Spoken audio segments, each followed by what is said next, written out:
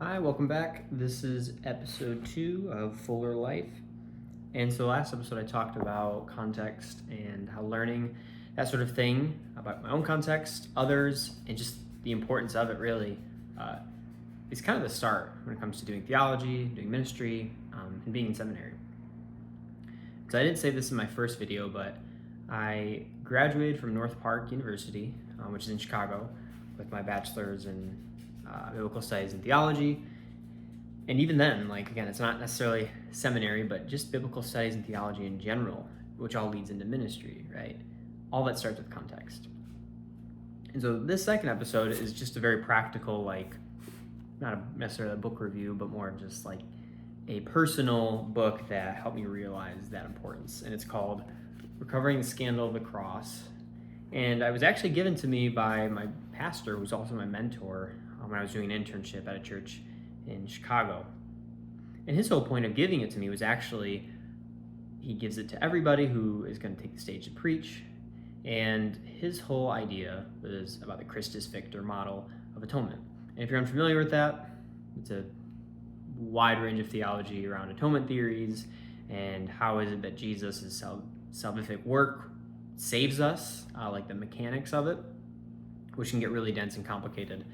But it is interesting, and it is really practical in terms of how we communicate it with people, how we communicate on stage and preaching, but also just how we talk with people on a day-to-day basis, and kind of separating and finding a balance between the super complex theology, the theological terms, sanctification, justification, the Christus Victor theory, the penal substitution theory, all these words that can very easily become academic terms and divorced from what we're really trying to communicate is that Jesus saves, right?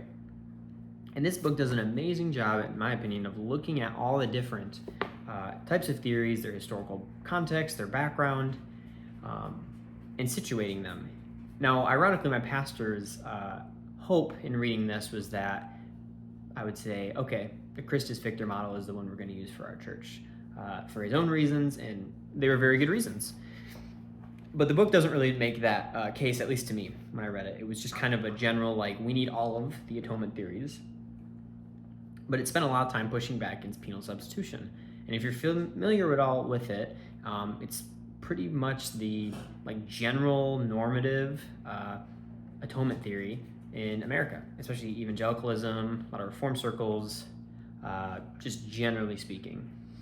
And so that can produce kind of ideas that you see in maybe secular culture or mainstream culture, which is viewing God as this wrathful God who punishes Jesus on the cross, and because we deserve punishment, but instead Jesus gets punished on our behalf. And it can, in its worst kinds of ways, can very much murky the waters between the relationship with the Father and the Son and all the great Trinity stuff that comes out of that, but also in how we view the character of God. And so again, the easy thing to do would be to say, you know what, that's just completely wrong. There is no place for that at all. There's no biblical warrant for it, that sort of thing. But what I appreciate they do in this book is they take it seriously. They look at the history with Anselm Canterbury as it moves on to John Calvin, and the substitutionary atonement becomes penal substitution. As Europe moves from more a feudal system, which is Anselm of Canterbury's time, to more John Calvin and this idea of law, courts, and justice, and judge, and that sort of thing.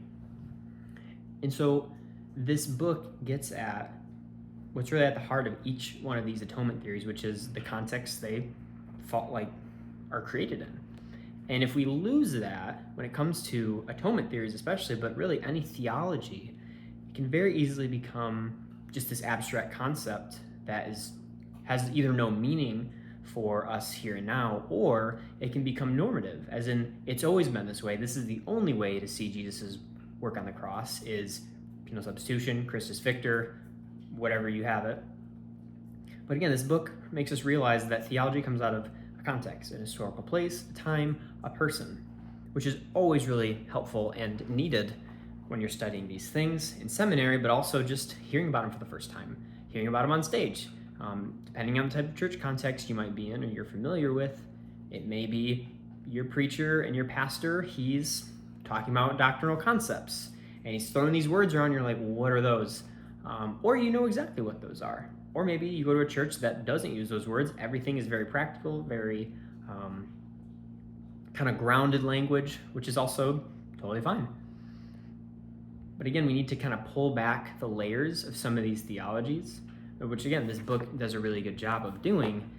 And once it gets done doing that, seeing the biblical warrants and the precedents for each different theory of atonement, it gets into something that blew my mind personally and made me realize doing theology, doing ministry, being in seminary, learning about these things is more than just learning for its learning's sake. Ansel Kent very ironically has this very famous line, is faith seeking understanding. You're not understanding seeking faith. You're not understanding seeking understanding. It's faith seeking understanding. And so when you have that posture, at least how I view what he was trying to say, you have a faith, right? You have faith in God, a good God works in the world through Jesus and in the church, whatever loaded words way you want to interpret that. But nonetheless, God is at work in the world, and how can we join him? As a community, as people, as individuals, around the world, in our specific context, right? And so this book, the first half is very theological, very academic, very dense. If you're unfamiliar with maybe more theological books and literature, like I was when I first read it, it was very slow read, very good. But the second half of the book is all about the practical implications of what it is to understand your context, both with theology and also your own in present day. And so you have these stories and testimonies of different missionaries and different pastors, different preachers, different leaders using different atonement theories and also creating a hybrid of their own in order to communicate why Jesus' work is important to each context. Some is an Asian culture, like Japan is one example, I believe. Others are more like indigenous cultures in specific areas, which again, each of those is specific. The culture, the language, the way they think, the words they use, all these are specific to each and every culture. And so again, we have this amazing historical repertoire of theology, of tradition that is worthwhile to be used. I didn't grow up in a context that necessarily looked at tradition as something that was valid or important, but as something that was old, broken, and just irrelevant. Now, I personally don't fall in the more Catholic or maybe Orthodox view that looks at tradition maybe as high as Scripture, but nonetheless, I still find tradition to be important, and especially when it comes to how we interpret Scripture, how we talk about what it is that Jesus is doing, what it is that God's doing, and how we actually see God at work in the world. We don't have to, like remake the wheel, right? We don't have to make this new invention, come up with all of this on our own. That's kind of maybe the space some leaders in ministry, I wonder, and people who do theology wonder if they just have to create all this from scratch, but you don't. And you weren't supposed to. You have a whole list of like over thousands of years of tradition, history, and theology that to take from and to work with. And that doesn't mean you're confined to it, but that does mean you have a space to grab from. And now you have in your space that you're in your context, a place to go. And so this book looks at all sorts of different practical implications of realizing these different metaphors that are in Scripture to describe Jesus' atonement and using them to communicate it with wherever someone is called, whatever context somebody is called in. And so the practical implication of this book is, one, I would recommend it. I'm not being paid to recommend it.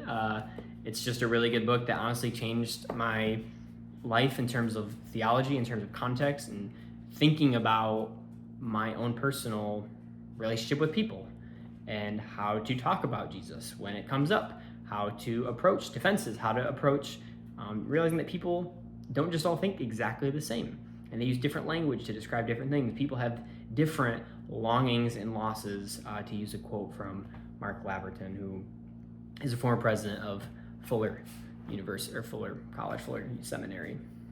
And I think it's that. I think it's realizing people's longings and losses, what it is that they desire, what it is that is culturally relevant to them, but also individual to them. Individuals aren't just complete products of their culture, right? We have autonomy, we have personal preferences that are developed in other areas, but it is to say understanding culture and understanding where people are coming from, the place they grew up in, and how they see the world, the worldview they have, goes a long way in understanding how to talk to people about Jesus, the gospel, and doing ministry in a local context. That's it for this week. Thanks for watching.